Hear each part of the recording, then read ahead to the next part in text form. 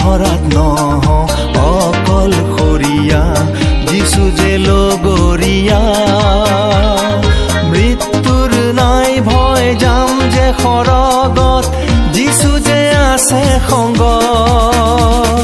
তেৱে মৃত্যুক জয় কৰিলে পুনৰুত্থিত হৈ গ'ল সৰগলে তেৱে মৃত্যুক জয় কৰিলে পুনৰুত্থিত হৈ গ'ল সৰগলে প্ৰিয় প্ৰভু যীশু মোৰ জীৱিত্ৰাতা। প্ৰভু যীশু খ্ৰীষ্টৰ সৰ্বশ্ৰেষ্ঠ নামত আপোনাক অভিবাদন জনাইছোঁ। পবিত্ৰ বাইবেলত যোহনে লিখা শুভবাৰ্তাৰ 14 অধ্যায়ৰ 8 আৰু 9 পদত আমি এনেদৰে পঢ়োঁ। ফিলিপে তেওঁক ক'লে, হে প্ৰভু, পিতৃকে আমাক দেখুৱাওক, সেয়ে আমালৈ যথেষ্ট। যীশুৱে ক'লে, হে ফিলিপ, মই তোমালোকৰ লগত ইমান দিন থকাটো তুমি মোক চিনা নাইনে? যিজনে মোক দেখিলে তেওঁ মোৰ পিতৃকেই দেখিলে। তেন্তে পিতৃক দেখুৱাওক বুলি কেনেকৈ কৈছা? ফিলিপক প্ৰভু যীশু খ্ৰীষ্টই তেওঁৰ পাছে পাছে আহিবলৈ আমন্ত্ৰণ কৰিছিল।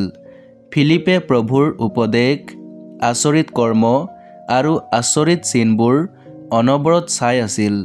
প্ৰভু যীশু খ্ৰীষ্টৰ সৈতে থাকি, তেওঁৰে সৈতে চলি, তেওঁৰ পৰা শিকি তেওঁ প্ৰভুৰ উত্তমতাক দেখিলে।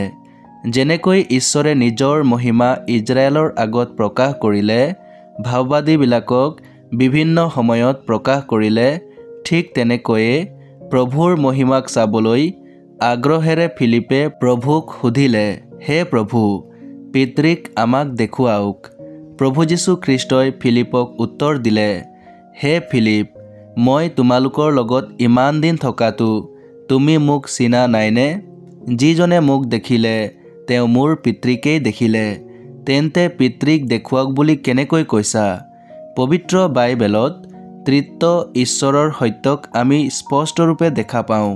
পিতৃ ঈশ্বৰ, পুত্ৰ ঈশ্বৰ আৰু পবিত্ৰ আত্মা ঈশ্বৰ। পুত্ৰ ঈশ্বৰ প্ৰভু যীশু খ্ৰীষ্টই ক্ৰুচত মানৱ জাতিৰ উদ্ধাৰৰ বাবে নিজকে বলিদান কৰিলে। যিকোনোৱে যীশুখ্ৰীষ্টত বিশ্বাস ৰাখে তেওঁ ঈশ্বৰত বিশ্বাস কৰে, কাৰণ তেওঁৱেই ঈশ্বৰ। এই সত্যক শুনাৰ পাছতো বহুতে তেওঁক অস্বীকাৰ কৰে। আজি আপুনি নিজকে নিজে পৰীক্ষা কৰক যে আজি আপুনিও ক'ৰবাত এনে কৰা নাইনে?